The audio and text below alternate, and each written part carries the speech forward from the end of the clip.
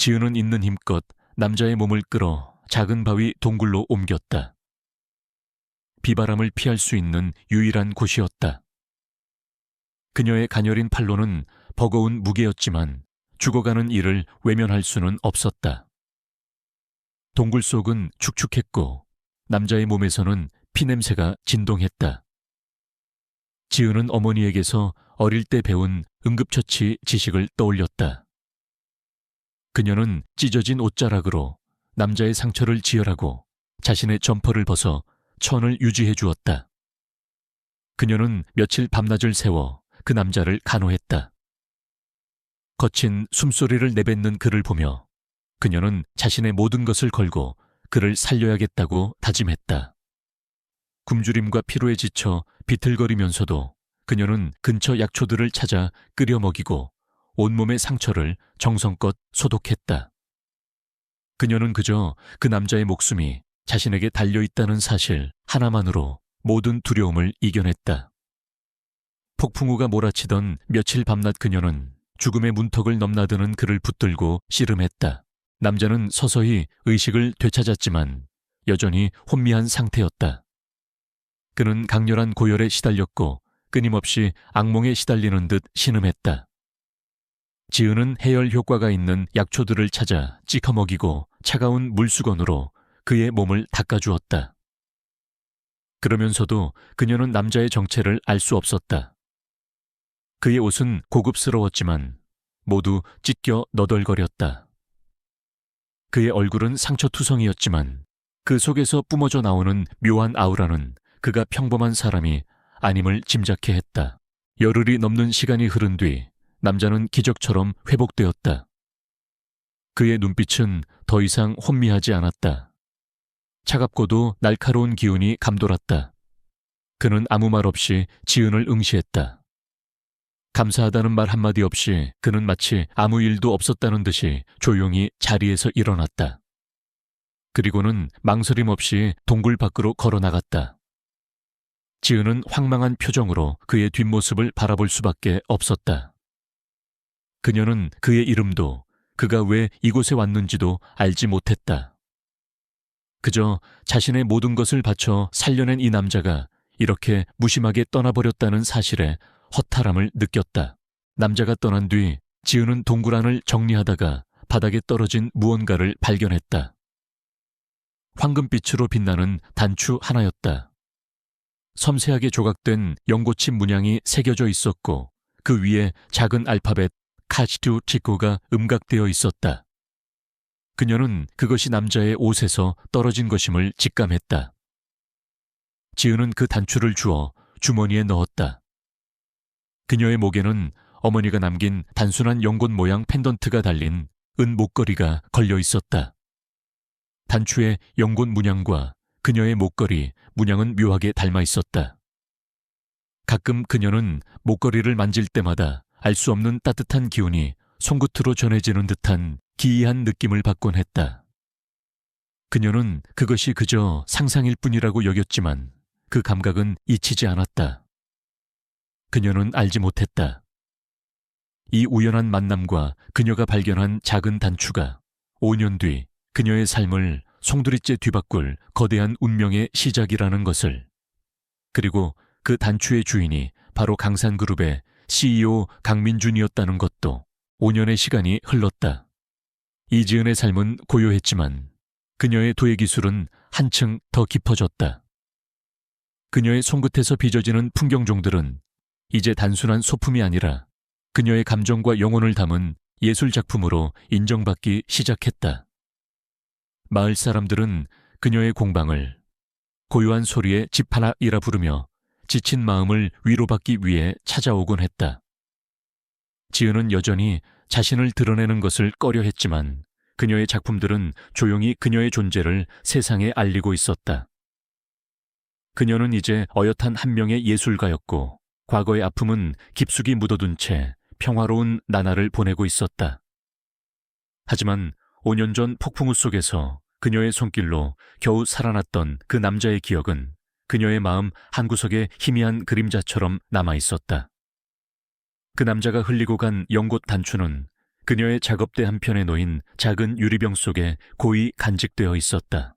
어느 맑은 아침이었다. 지은은 평소처럼 공방문을 열고 마당을 쓸고 있었다.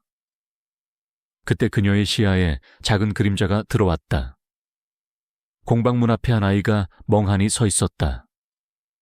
아이는 45살 정도로 보이는 남자아이였다. 맑고 커다란 눈망울에는 불안함과 함께 세상에 대한 호기심이 가득했다. 아이의 목에는 지은의 목걸이와 흡사한 연고칩 문양이 새겨진 펜던트가 달린 목걸이가 걸려 있었다. 그 순간 지은의 심장이 쿵 하고 내려앉는 듯했다. 아이의 얼굴은 5년 전 그녀가 구해줬던 그 남자 강민준의 어릴 적 모습과 놀랍도록 닮아 있었다. 아이는 지은을 향해 작은 발걸음을 옮기더니 맑은 목소리로 나지막이 불렀다. 마마. 지은은 자신이 잘못 들은 줄 알았다. 얘야, 너 지금 뭐라고 했니? 아이는 다시 한번 또렷하게 말했다. 마마. 그리고는 작은 두 팔을 벌려 지은에게 안기려는 신용을 했다. 지은은 너무나 당황했다. 그녀는 결혼은커녕 연애조차 해본 적 없었다. 아이의 엄마가 될 리 만무했다. 아니야 얘야. 내가 네 엄마가 아니란다. 너 길을 잃었니? 엄마 아빠는 어디 계시니? 그녀는 아이를 진정시키려 애썼지만 아이는 그저 그녀의 옷자락을 잡고 놓지 않았다. 그녀는 아이가 길을 잃었다고 생각했다. 이 작은 마을에 어린아이가 혼자 돌아다니다니. 지은은 아이의 손을 잡고 마을 이곳저곳을 돌아다니며 아이의 부모를 찾아보았다. 그녀는 지나가는 마을 주민들에게 아이의 사진을 보여주며 물었지만 아무도 아이를 아는 사람이 없었다. 글쎄, 우리 마을 아이는 아닌 것 같은데. 낯선 얼굴인데. 혹시 관광객인가 마을 사람들의 반응은 한결같았다. 아이는 전혀 낯선 곳에서 온 듯했다. 지은은 아이의 부모를 찾기 위해 애쓰면서도 마음속으로는 알 수 없는 불안감과 함께 묘한 유대감을 느끼기 시작했다. 아이의 작고 따뜻한 손이 그녀의 손을 꼭 잡고 있을 때마다 그녀의 마음 한구석이 간질거리는 듯했다. 아이의 맑은 눈빛에는 그녀에게 의지하는 순수한 믿음이 담겨 있었다. 그녀는 아이를 낯선 이들에게 맡기고 싶지 않았다. 하지만 동시에 그녀의 가난한 공방 생활은 아이를 책임질 수 있는 상황이 아니었다. 그녀는 아이를 돌봐줄 만한 준비도 마음의 여유도 없었다. 이 작은 아이의 존재가 그녀의 고요했던 삶을 뒤흔들고 있었다. 그날 오후 늦게였다. 지은이 아이에게 점심을 먹이고 공방 안에서 쉬고 있을 때 검은색 고급 세단 2대가 그녀의 공방 앞에 멈춰 섰다. 차에서 내린 것은 건장한 체격의 남자들 몇 명이었다. 그들은 모두 검은 양복을 입고 있었고 날카로운 눈빛으로 공방을 주시했다. 그들의 분위기는 마을의 평화로운 풍경과는 어울리지 않는 위압감을 풍겼다. 그들 중 한 명이 공방 문을 열고 들어섰다. 그의 얼굴은 차갑게 굳어 있었고 목소리 또한 감정이라고는 찾아볼 수 없었다. 이지은 씨, 되십니까? 저희는 강산그룹 소속입니다. 이 아이는 강하준이라고 합니다. 강민준 회장님의 아드님이시고요. 즉시 아이를 저희에게 인계해 주십시오. 지은은 충격에 휩싸였다. 강산그룹 강민준 회장님, 5년 전 그녀가 구해줬던 그 남자가 재벌 그룹의 회장이었다니. 그리고 이 아이가 그의 아들이라니. 그녀는 아이를 제지하려는 남자들을 막아서며 말했다. 이게 무슨 소리예요? 갑자기 나타나서 아이를 데려가겠다니 설명이라도 해줘야 할 것 아니에요. 남자는 아무런 표정 변화 없이 말했다. 강 회장님의 아드님이 실종되셔서 찾고 있었습니다. 아이는 집으로 돌아가야 합니다. 더 이상 지체할 수 없습니다. 그는 하준의 팔을 잡으려 했다. 하준은 순간적으로 겁에 질린 듯 지은의 뒤로 숨었다. 마마시러 아이의 울음 섞인 목소리가 공방에 울려 퍼졌다. 지은은 아이를 감싸 안으며 그들을 노려보았다. 그녀는 이 아이가 이 낯선 남자들에게 강제로 끌려가는 것을 두고 볼 수 없었다. 아이의 눈에 비친 두려움은 그녀의 보호 본능을 자극했다. 그녀는 자신의 상황이 아이를 키울 수는 없을지언정 이 아이를 위험에 빠뜨리고 싶지는 않았다. 그녀는 이 모든 상황의 중심에 있는 강민준이라는 남자를 직접 만나 진실을 확인해야겠다고 결심했다. 그녀는 이제 더 이상 도망칠 수 없었다. 이 작은 아이가 그녀의 삶을 거대한 폭풍 속으로 밀어넣고 있었다. 그녀는 연꽃 단추가 든 유리병을 바라보았다. 5년 전 그녀는 그 남자를 살렸지만 이제 그 남자의 존재가 그녀의 삶을 뒤흔들고 있었다. 그녀는 이 모든 운명의 실타래를 풀기 위해 서울로 향하는 길을 선택할 수밖에 없었다. 이지은은 강하준의 손을 꼭 잡고 서울 강산그룹 본사 빌딩 앞에 섰다. 차가운 유리와 강철로 이루어진 거대한 건물은 그녀의 작은 공방과는 너무나 다른 세계였다. 빌딩 로비의 웅장함과 분주함 속에서 지으는 자신이 마치 길 잃은 어린아이처럼 작고 보잘것없게 느껴졌다. 그녀의 마음속에는 하준을 무사히 돌려보내야 한다는 책임감과 함께 강민준이라는 남자에 대한 복잡한 감정이 뒤섞여 있었다. 5년 전의 인연, 그리고 이제 그의 아들이라 불리는 이 작은 생명.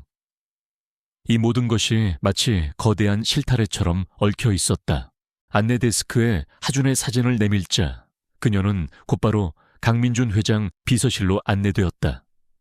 박서진 비서는 지은을 보자마자 의심 가득한 눈빛으로 위아래를 훑어보았다. 그의 표정에서는 또 무슨 수작을 부리려는 여자라는 노골적인 불신이 느껴졌다. 이지은 씨 되십니까? 이 아이가 회장님의 아들이라고 주장하시는 분. 박서진의 목소리는 날카로웠고 그의 말투는 지은을 마치 사기꾼 대하듯 차가웠다. 마침내 강민준이 나타났다. 5년 전 해변에서 피투성이로 쓰러져 있던 남자와는 확연히 다른 모습이었다. 완벽하게 재단된 고급 수트에 흐트러짐 없는 머리카락, 그리고 얼음처럼 차갑고 무표정한 얼굴. 그의 눈빛은 지은을 스쳐 지나가는 바람처럼 아무런 감정도 담겨 있지 않았다. 그는 마치 그녀를 처음 보는 사람처럼 혹은 불쾌한 존재를 대하듯 싸늘했다. 하준이를 데려왔다고 들었습니다. 대체 무슨 수작입니까? 그의 목소리는 낮았지만 그 안에 담긴 냉기는 지은의 심장을 얼어붙게 할 듯했다. 지은은 하준의 손을 더욱 꽉 잡았다. 수작이란요? 이 아이가 당신 아들이라고 계속 저를 엄마라고 부르며 따라왔습니다. 연꽃 문양 목걸이를 한 걸 보고 당신과 관련 있는 아이일 거라 생각해서 직접 데려온 겁니다. 그녀의 목소리는 떨렸지만 그 속에는 억울함과 분노가 실려 있었다. 민주는 하준을 흘긋 보더니 다시 시선을 지은에게로 돌렸다. 나는 이 아이의 친자 확인을 이미 끝냈습니다. 내 아들은 맞지만 당신이 이 아이의 엄마라는 건 터무니없는 주장입니다. 나는 당신을 만난 적도 당신과 관계를 맺은 적도 없습니다. 대체 원하는 게 뭡니까? 돈입니까? 아니면 강산그룹의 명예를 이용해서 이름을 알리고 싶은 겁니까? 그의 말은 비수처럼 지은의 가슴을 찔렀다. 그녀의 순수한 의도와 선행은 그에게 그저 탐욕스러운 계략으로 비춰지고 있었다. 박서진이 비웃듯이 말했다. 회장님, 이 여자 배경 조사를 마쳤습니다. 해안가 작은 마을의 도에 공방에서 일하는 가난한 구아입니다. 특별한 학력이나 경력도 없고요. 딱 봐도 접근하기 쉬운 먹잇감을 노린 거죠. 그의 말은 지은을 더욱 비참하게 만들었다. 그녀는 자신이 얼마나 나약하고 보잘것없는 존재인지 다시 한번 깨달았다. 민주는 고개를 끄덕이더니 경호원들에게 하준을 데려가라고 지시했다. 그 순간 하준이 갑자기 콜록거리며 기침을 하기 시작했다. 아이의 얼굴은 순식간에 새빨개졌고 몸은 작은 나무십처럼 떨렸다. 아빠, 엄마, 콜록콜록. 하준은 숨을 헐떡이며 지은에게 매달렸다. 민주는 당황한 듯 하준에게 다가섰다. 박서진이 다급하게 의료팀을 불렀다. 회장님 아이가 갑자기 의료팀은 뭐 하는 겁니까? 의료팀이 달려와 하준의 상태를 확인했지만 아이의 열은 빠르게 오르고 있었다. 갑작스러운 고열입니다. 스트레스성 쇼크일 수도 있습니다. 해열제를 투여했지만 효과가 미미합니다. 당장 큰 병원으로 옮겨야 할 것 같습니다. 의료팀장의 목소리에는 불안감이 가득했다.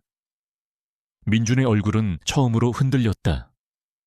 그의 아들이 고통스러워하는 모습을 보자 그의 냉철했던 이성이 흔들리는 듯했다.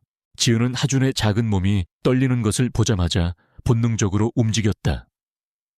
그녀는 하준에게서 흘러나오는 미약하지만 불안정한 에너지를 감지했다. 그것은 5년 전 민준에게서 느꼈던 것과 비슷한 기운이었다. 그녀는 자신의 어머니가 남긴 연꽃 목걸이를 꽉 쥐었다. 목걸이의 펜던트에서 희미한 온기가 느껴졌다. 잠시만요. 제가 도울 수 있습니다. 지은은 다급하게 외쳤다. 의료팀장이 그녀를 막으려 했다. 비전문가인 당신이 뭘 하겠다는 겁니까? 위험합니다. 하지만 지은은 그들의 만류에도 아랑곳하지 않고 하준에게 다가갔다. 그녀는 아이의 작은 이마에 손을 얹었다. 그 순간 지은의 연꽃 목걸이에서 옅은 은빛이 흘러나와 하준의 몸으로 스며드는 듯했다. 그녀는 어머니에게서 배운 지식을 떠올렸다. 특정 약초 가루를 이용한 해열법과 몸의 에너지를 다스리는 고유의 방식. 그녀는 자신의 작은 주머니에서 말려둔 야생 민들레 뿌리 가루를 꺼내 하준의 인중에 살짝 문질렀다. 그리고는 아이의 작은 손목 안쪽 맥박이 뛰는 곳에 엄지손가락을 대고 지그시 눌렀다. 그녀의 손길은 믿을 수 없을 정도로 침착하고 섬세했다. 놀랍게도 몇 분 지나지 않아 하준의 거친 숨소리가 점차 안정되기 시작했다.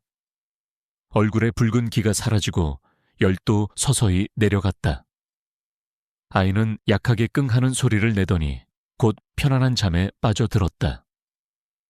의료팀장과 박서진은 충격받은 표정으로 이 모든 과정을 지켜보았다. 그들의 전문적인 지식으로는 설명할 수 없는 기이한 현상이었다. 민주는 눈앞에서 벌어진 기적 같은 상황에 넋을 잃었다. 그는 하준의 이마를 만져보았다. 열이 내려가고 있었다.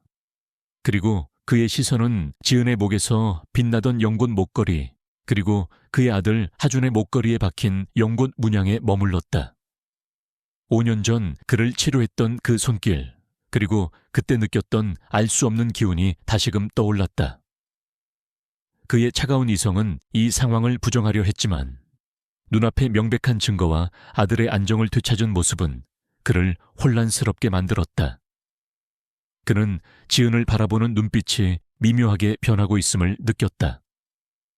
이제 그녀는 단순한 수작을 부리는 여자가 아니었다. 그녀는 알 수 없는 힘을 가진, 그리고 그의 아들을 구해낸 불가사의한 존재였다.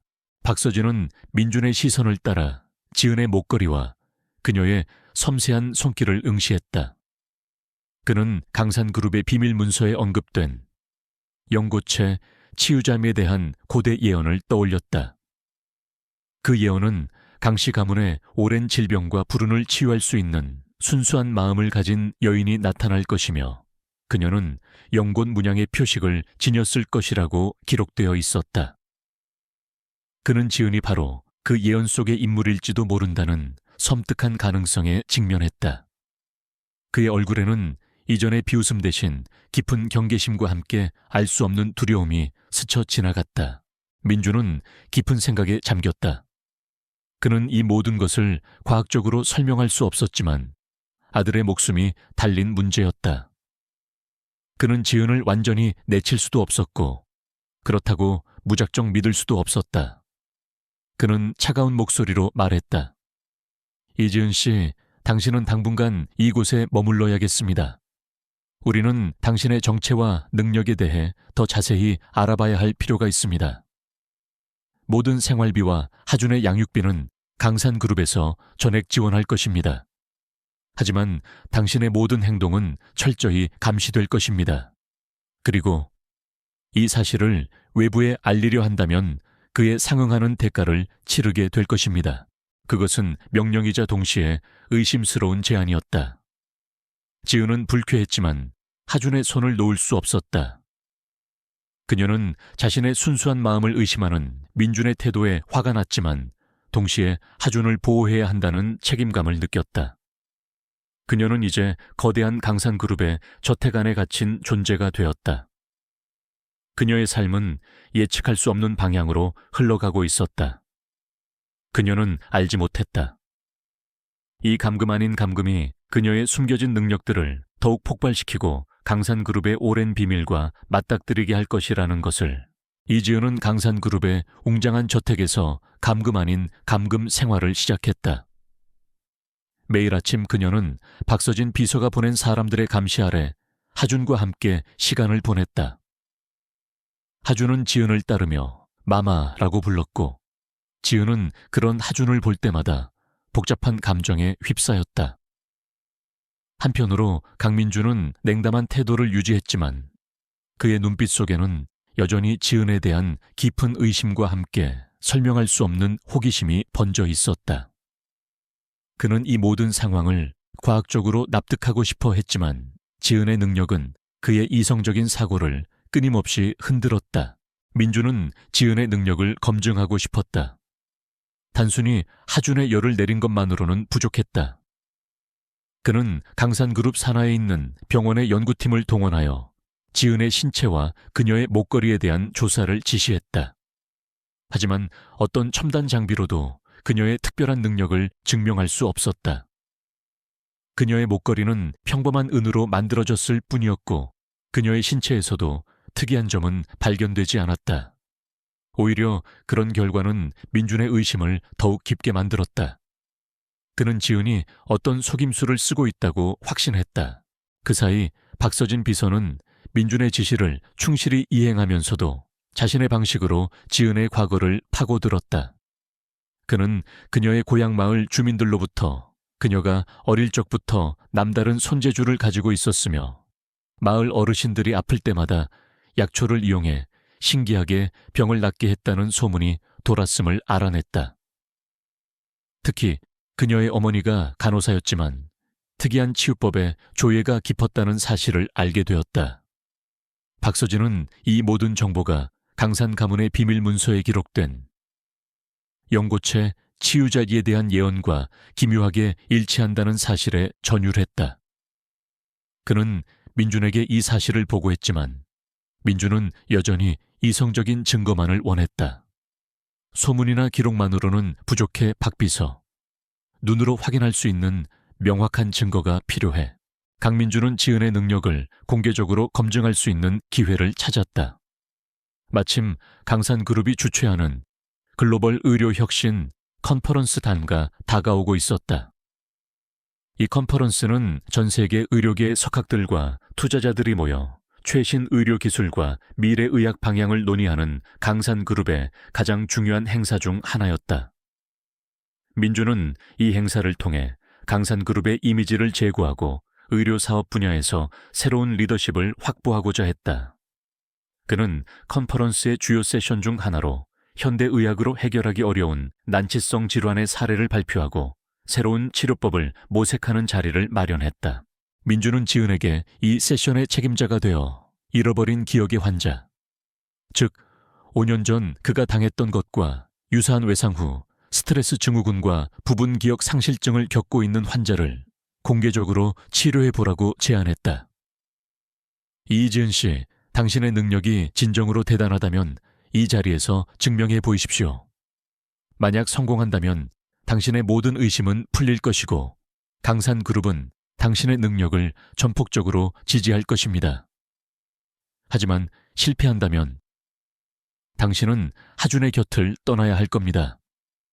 그리고 당신의 모든 주장은 거짓으로 간주될 것입니다. 민준의 목소리는 차가웠지만 그 안에는 일말의 기대감이 섞여 있었다. 그는 이것이 지은의 능력을 과학적으로 증명할 수 있는 유일한 기회라고 생각했다. 지은은 고민에 빠졌다. 그녀는 공개적인 자리에서 자신의 능력을 보이는 것을 극도로 꺼려했다. 하지만 하준과 함께 있을 수 있는 유일한 방법이었다. 그녀는 자신의 어깨에 놓인 막중한 책임감과 함께 그녀의 능력이 과연 난치성 질환을 가진 사람에게도 통할지 두려움을 느꼈다. 게다가 잃어버린 기억의 환자라는 조건은 5년 전 그녀가 치료했던 민준의 상황과 너무나 흡사했다. 그녀는 이것이 단순한 우연이 아님을 직감했다. 컨퍼런스 당일 강산그룹의 최첨단 컨벤션 홀은 전 세계에서 모인 수많은 의료 전문가들과 언론인들로 가득 찼다. 대형 스크린에는 난치성 질환 치료의 새로운 지평이라는 문구가 떠 있었다. 지은은 무대 중앙에 마련된 특수 치료실 앞에 섰다. 그녀의 표정은 차분했지만 손끝은 미세하게 떨리고 있었다. 강민주는 VIP석에 앉아 냉철한 시선으로 지은을 응시하고 있었다. 그의 옆에는 정신건강의학과 전문의이자 신경학 분야의 세계적 권위자인 오세준 박사가 앉아 있었다. 오 박사는 민준의 오랜 주치의였고 현대의학의 한계를 맹신하는 인물이었다. 그는 지은의 존재 자체를 비과학적이고 위험하다고 여겼다. 그는 민준에게 속삭였다. 회장님 저런 비전문가에게 환자를 맡기다니요. 강산그룹의 명예가 걸린 일입니다. 저 여자가 혹세무민하는 사기꾼일지도 모릅니다. 만약 환자에게 해를 끼치기라도 한다면. 오 박사의 말에는 노골적인 비웃음과 경멸이 섞여 있었다. 그는 지은이 실패할 것이라고 확신했다. 정확히 오후 2시 세션이 시작되었다. 민주는 무대에 올라 짧은 인사말을 전한 후 잃어버린 기억의 환자인 김진호 씨를 소개했다. 김진호 씨는 중년 남성으로 심각한 교통사고 후, 외상 후 스트레스 증후군과 함께 사고 당시의 기억을 완전히 상실한 상태였다. 그는 수년간 여러 병원을 전전했지만 어떤 치료도 효과가 없었다. 그는 자신의 과거를 기억하지 못해 항상 불안하고 고통스러워했다. 대형 스크린에는 김진호 씨의 뇌파와 심박수가 실시간으로 그래프로 표시되었다. 그의 뇌파는 불안정했고 심박수는 불규칙했다. 지은은 김진호 씨에게 다가갔다. 그녀의 손목에 있는 희미한 연골 문양의 흉터가 미세하게 뜨거워지는 것을 느꼈다. 그것은 그녀의 능력이 깨어나고 있음을 알리는 신호였다. 그녀는 심호흡을 하고 자신의 어머니가 남긴 연꽃 목걸이를 꽉 쥐었다.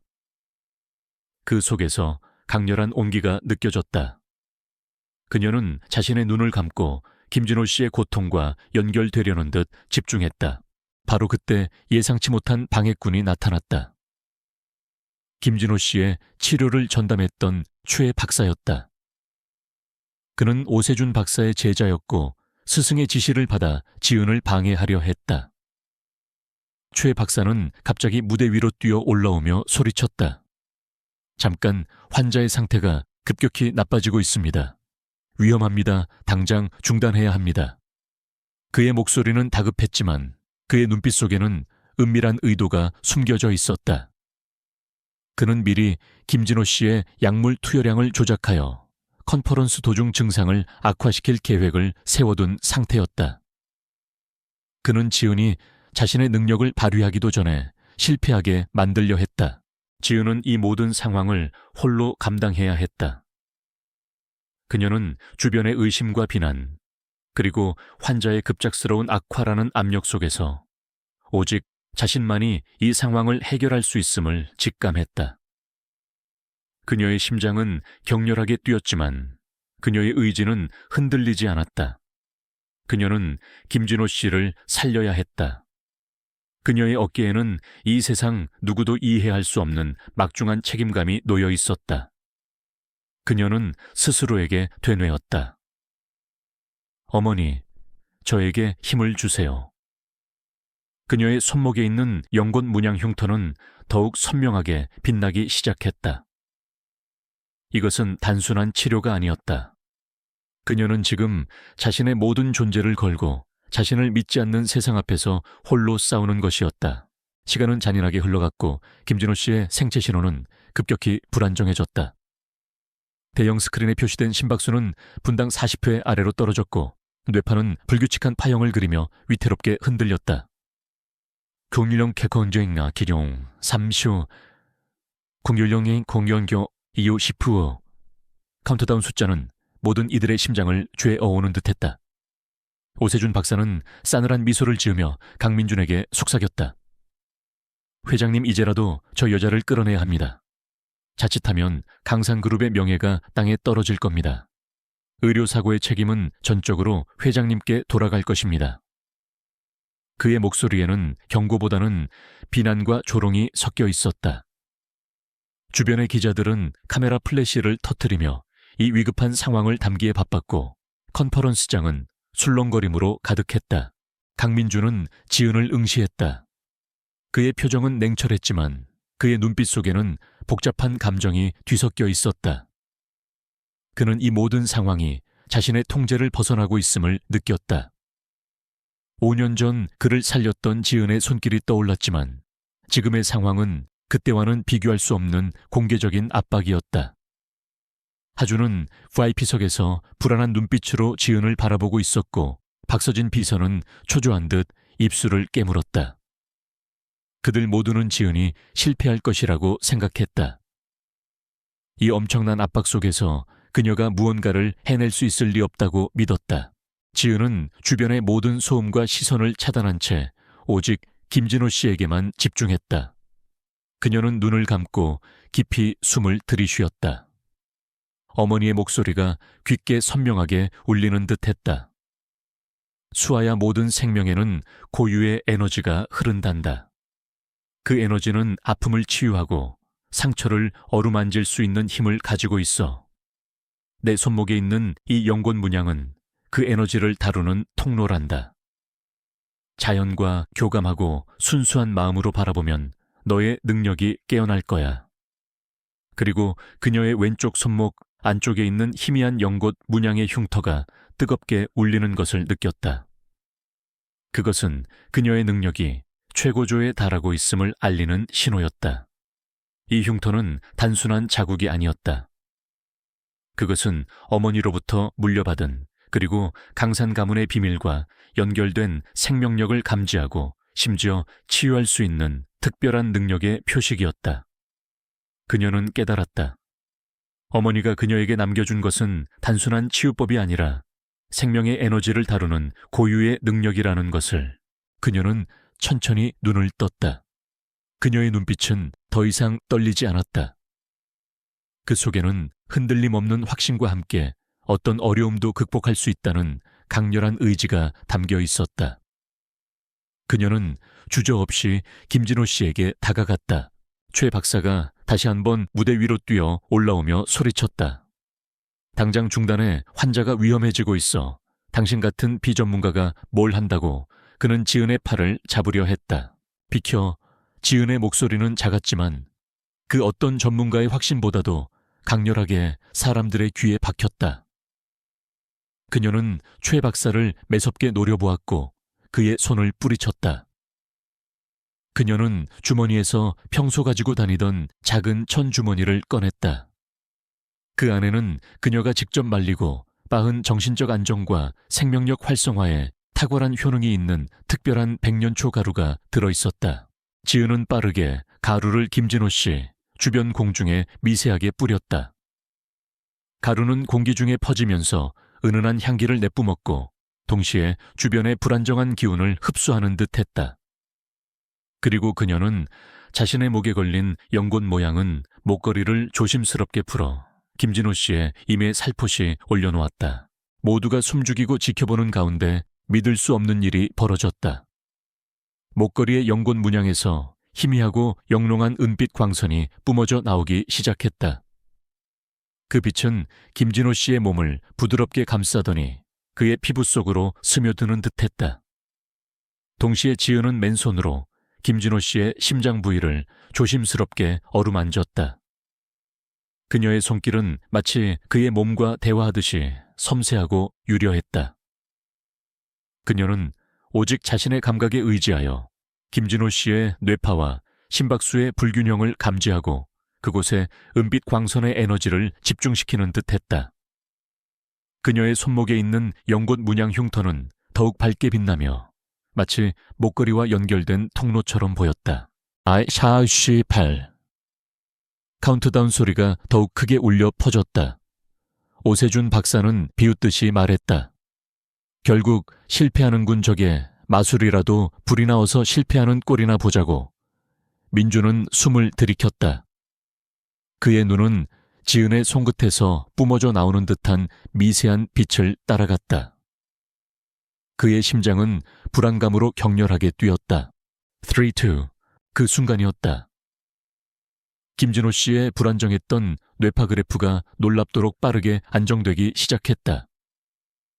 요동치던 심박수도 정상 범위로 돌아왔다. 그의 얼굴은 창백했던 기운이 사라지고 편안한 표정으로 변해갔다. 그리고 가장 놀라운 것은 김진호 씨의 눈에서 한 줄기 눈물이 흘러내린 것이었다. 그는 서서히 눈을 떴고 그의 눈빛에는 잃어버렸던 기억의 파편들이 되살아나는 듯한 혼란스러움과 함께 따뜻한 안도감이 섞여 있었다. 그는 나지막이 중얼거렸다. 내 딸 진아. 잃어버렸던 기억이 되돌아온 것이다. 김진호 씨는 단순히 치료된 것을 넘어 5년간 그를 짓눌렀던 고통에서 벗어나 새로운 삶을 얻은 듯했다. 세상에, 이건 기적이야.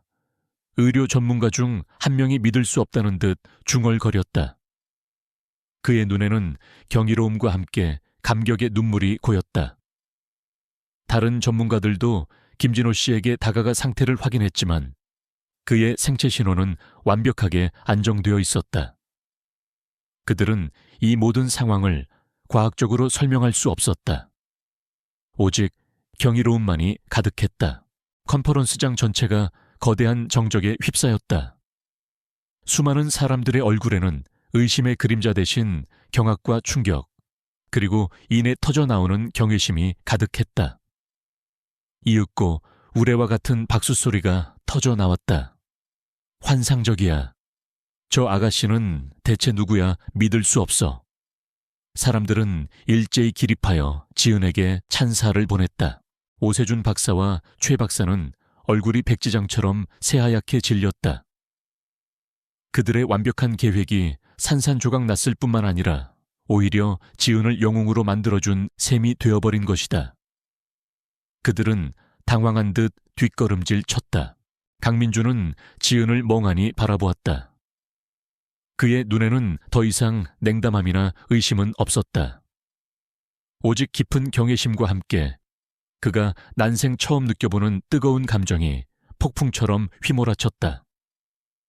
그는 그녀의 순수함 강인함 그리고 타고난 재능에 압도되었다. 그의 시선은 지은의 목에 걸린 연꽃 목걸이와 왼쪽 손목 안쪽의 연꽃 문양 흉터에 꽂혔다. 그 흉터는 단순한 꽃이 아니었다. 그것은 강산 가문의 비밀 문서에 기록된 가문을 수호하고 번영을 가져올 순수한 정화에 힘철을 가진 자에게만 나타나는 고대 가문의 표식이었다. 박서진 비서는 충격에 휩싸인 채 민준에게 다가와 작은 목소리로 속삭였다. 회장님, 분명합니다. 그녀는 예언 속의 그분입니다. 연꽃의 치유자.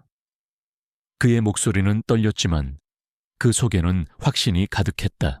민주는 그제야 모든 것을 깨달았다. 그동안 정략 결혼을 위해 할아버지가 소개해준 수많은 매력적인 여성들, 그들의 화려한 유혹과 거짓된 미소에 그는 철저히 냉담했다.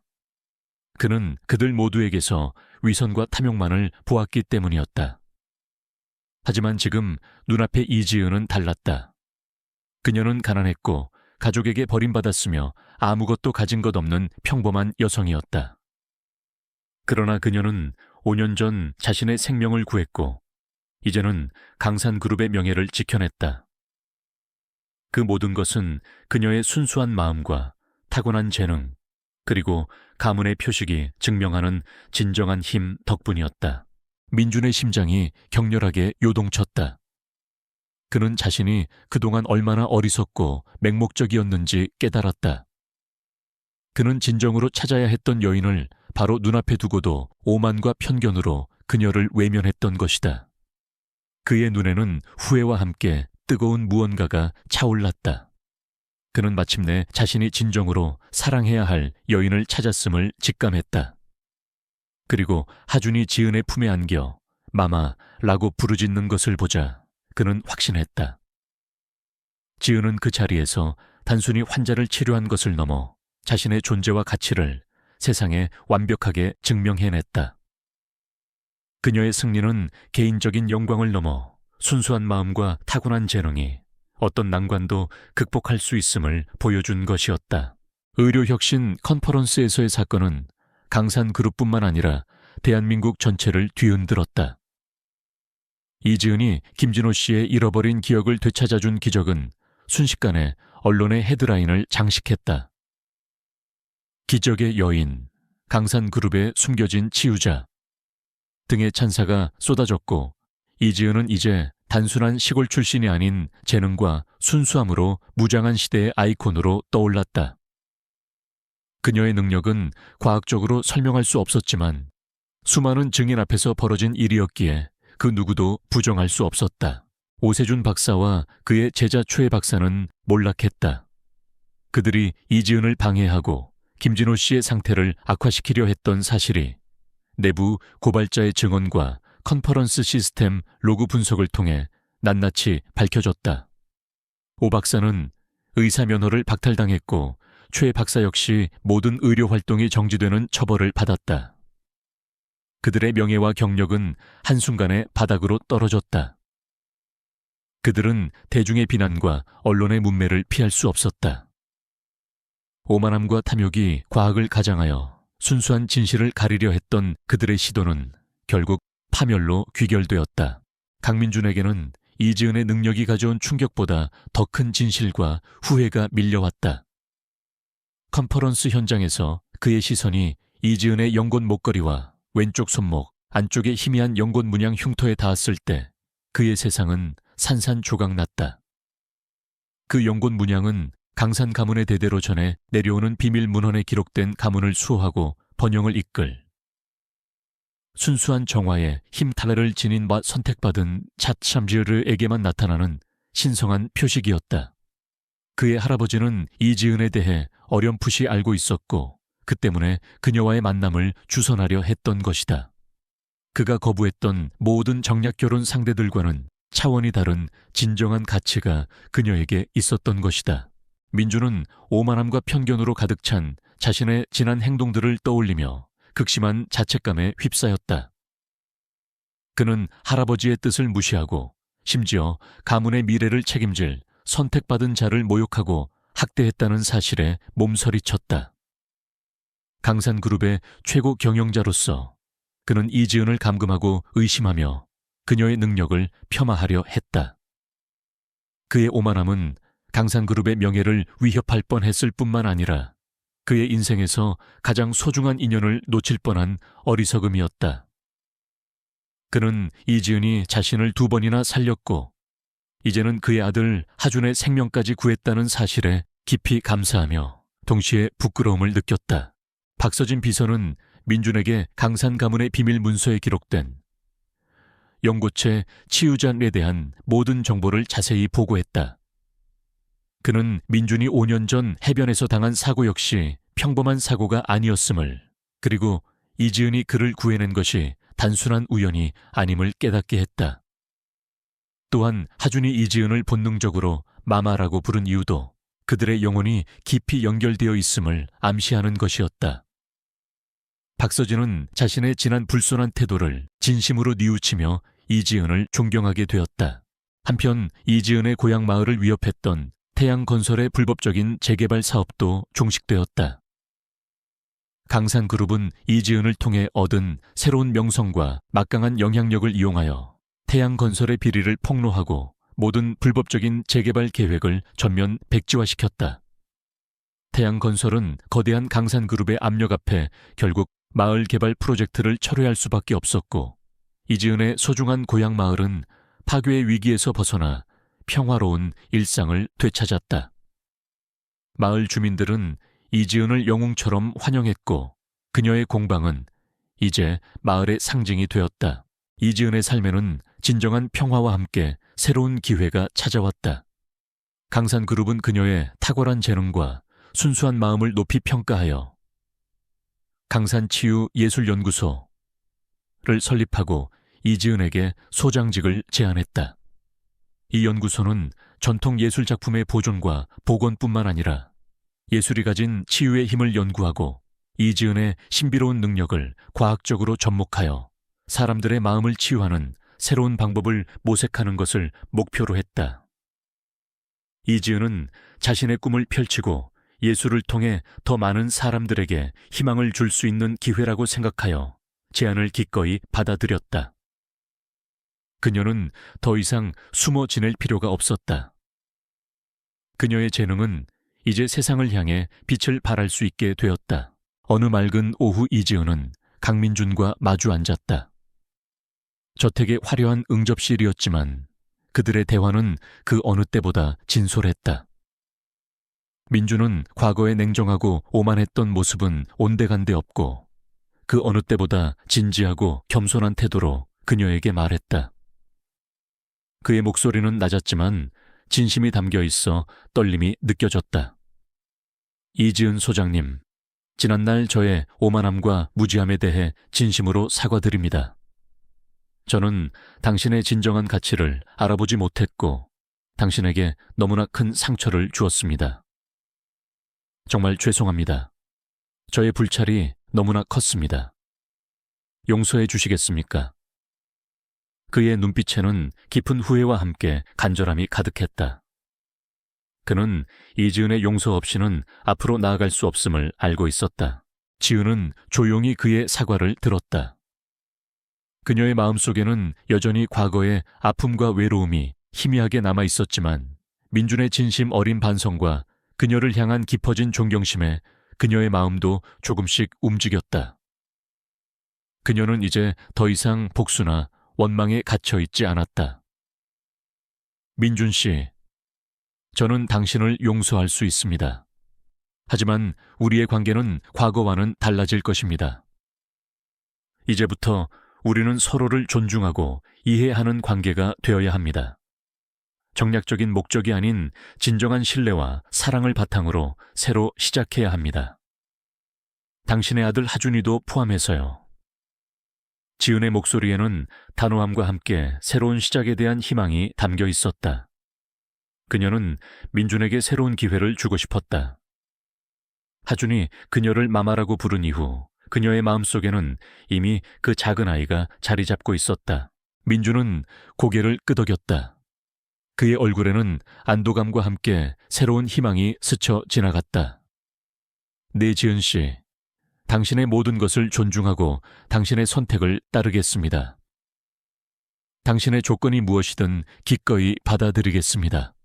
처음부터 다시 시작할 수 있도록 기회를 주십시오. 이제 저는 당신의 옆에서 당신의 모든 노력을 지지하고 응원할 것입니다. 당신을 지키고 당신의 꿈을 함께 이뤄 나가겠습니다. 그의 눈빛에는 진심 어린 사랑과 함께 이지은을 향한 깊은 존경심이 담겨 있었다. 그는 이지은을 통해 진정한 사랑과 삶의 의미를 깨달았음을 인정했다.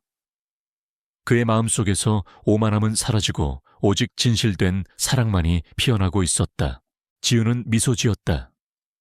그녀는 자신이 걸어온 길을 돌아보며 그 모든 시련들이 자신을 더욱 단단하고 빛나는 존재로 만들었음을 깨달았다. 그녀의 삶은 이제 자신만을 위한 것이 아니라 더 넓은 세상을 향한 새로운 여정의 시작이었다. 그녀는 더 이상 혼자가 아니었다. 그녀의 곁에는 그녀의 재능을 인정하고 사랑하는 강민준, 그리고 그녀를 마마라고 부르며 따르는 강하준이 있었다. 그녀의 마음속에는 고요한 평화와 함께 다가올 미래에 대한 설렘과 희망이 가득했다. 그녀의 손목에 있는 연꽃 문양 흉터는 이제 아픔의 흔적이 아닌 그녀의 특별한 능력과 새로운 시작을 알리는 아름다운 표식으로 빛나고 있었다. 몇 년의 시간이 흐른 뒤 이지은은 더 이상 과거의 그림자에 갇힌 외로운 여인이 아니었다. 그녀는 강산치유예술연구소의 소장으로서 국제적으로 명성을 떨치고 있었다. 그녀의 연구소는 전통 예술 작품의 보존과 복원 기술을 현대과학과 접목시키는 혁신적인 방법들을 개발했으며 예술이 가진 치유의 힘을 활용하여 사람들의 정신 건강을 돕는 프로그램들을 성공적으로 운영했다.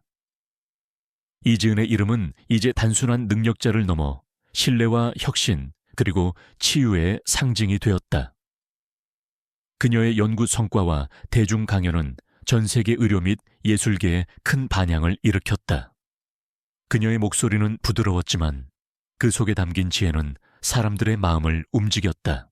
수아는 화려한 도심의 마천루 대신 서울 근교의 작은 언덕에 자리한 아늑한 집을 선택했다. 그곳에는 그녀가 직접 가꾼 작은 정원이 있었고 계절마다 피고 지는 다채로운 꽃과 약초들이 평화롭게 자라고 있었다. 그녀는 아침마다 정원에서 신선한 풀내음을 맡으며 명상에 잠기거나 직접 키운 약초들로 차를 만들었다. 그녀의 곁에는 이제 늠름하게 자란 회색 고양이 보미가 늘 함께했다. 보미는 수아가 연구에 몰두할 때면 조용히 그녀의 무릎에 앉아 잠들거나 그녀가 산책할 때면 그림자처럼 따라다니며 변함없는 위로와 따뜻함을 주었다. 보미의 부드러운 털을 쓰다듬을 때마다 수아는 자신이 지나온 모든 아픔이 사라지고 오직 깊은 감사함과 평온함만이 남는 것을 느꼈다. 수아의 고향 마을은 그녀의 끊임없는 노력과 강산그룹의 전폭적인 지원 덕분에 파괴의 위기에서 완전히 벗어나 새로운 생명력을 얻었다. 마을은 이제 매니 수아마을 자연예술 치유센터라는 이름으로 불리며 전통 예술과 자연 치유를 융합한 생태관광의 중심지이자 예술가와 연구자들이 모여드는 창의적인 공동체로 자리매김했다. 수아는 희망의 씨앗 재단을 설립하여 활발한 자선 활동을 펼쳤다. 특히 그녀는 어려운 환경에 처했지만 예술적 재능이 뛰어난 젊은 학생들에게 장학금을 지원하고 꿈을 펼칠 수 있는 작업실과 교육 기회를 제공하는 데 힘썼다. 매달 한 번 수아는 직접 마을에 자연예술학교 내서 주민들과 아이들을 가르쳤다. 그녀는 자연의 아름다움과 예술의 치유력을 쉽고 재미있게 설명했고 사람들은 그녀의 이야기에 귀 기울이며 건강하고 평화로운 삶의 지혜를 배워갔다. 강민주는 이지은의 곁에서 그녀의 가장 든든한 조력자이자 깊이 사랑하는 동반자가 되었다. 그는 과거에 오만하고 냉담했던 모습을 완전히 벗어던지고 이지은을 진심으로 존경하고 사랑하는 따뜻하고 이해심 많은 남자로 변모했다. 그들의 관계는 더 이상 정략적인 것이 아니었다. 서로에 대한 깊은 이해와 진정한 사랑, 그리고 변치 않는 신뢰를 바탕으로 그들은 함께 새로운 삶을 만들어갔다. 몇 년 후 지은과 민주는 예쁜 딸을 품에 안았다. 아이는 지은을 닮아 맑고 총명한 눈을 가졌고 민준의 다정함과 강인함을 물려받았다. 그들은 아이에게 하늘아이라는 이름을 지어주었다. 하늘은 그들의 삶에 찾아온 가장 큰 축복이자 끝없는 희망과 무한한 가능성을 상징하는 존재였다. 강아주는 이제 의젓한 오빠가 되어 하늘이를 돌보았고 그의 얼굴에는 늘 행복한 미소가 피어 있었다. 어느 맑은 오후 수아와 민주는 딸 하늘이 그리고 새로 입양한 활기찬 강아지 푸르미 고양이 보미의 이름을 따서 자연의 푸른 기운을 담아 지었다. 와 함께 마을 뒷산으로 향하는 익숙한 오솔길을 걷고 있었다.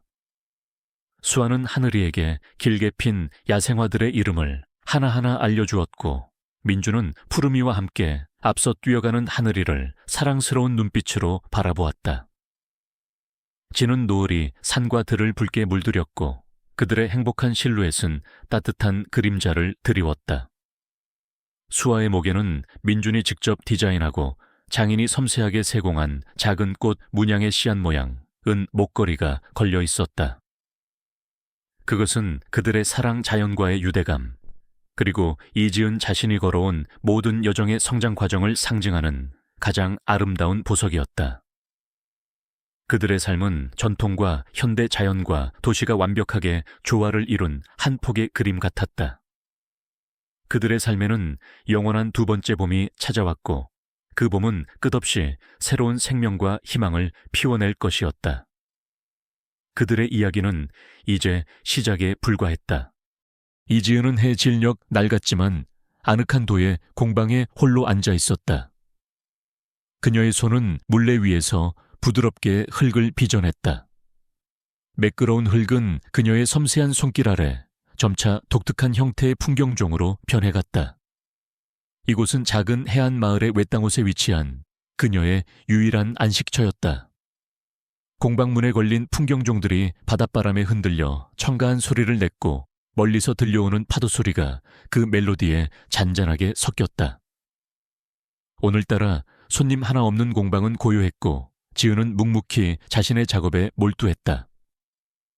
그녀의 작은 세상은 오직 자신과 흙, 그리고 그 흙에서 빚어내는 예술적인 형태들 뿐이었다. 저녁이 되자 그녀는 간단하게 라면을 끓여 먹었다.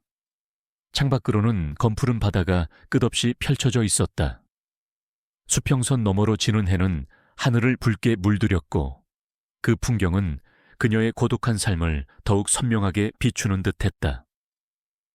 그녀의 일상은 단조로웠지만 한편으로는 평화로웠다. 세상의 번잡함에서 벗어나 자신만의 공간에서 예술에 몰두하는 시간은 그녀에게 유일한 위안이었다. 하지만 그녀의 맑고 깊은 눈동자 속에는 잃어버린 과거에 대한 슬픔과 채워지지 않는 공허함이 희미하게 감돌고 있었다. 어머니의 따뜻한 품을 기억하지만 그녀는 홀로 이 세상을 감당해야 했다. 어느 비 오는 날 오후였다. 태풍이 몰아치고 있던 해안가는 음산한 기운으로 가득했다. 지은은 공방 문단속을 하러 나섰다가 파도에 휩쓸려온 듯한 남자 하나가 바위 틈에 쓰러져 있는 것을 발견했다. 남자는 피투성이었고 숨조차 제대로 쉬지 못하는 듯했다. 지은은 순간 몸이 굳어버렸다. 그녀는 죽음을 눈앞에 둔 사람을 직접 본 것이 처음이었다. 심장이 격렬하게 뛰었지만 망설일 틈이 없었다. 그녀는 어머니의 마지막 모습이 떠올랐다.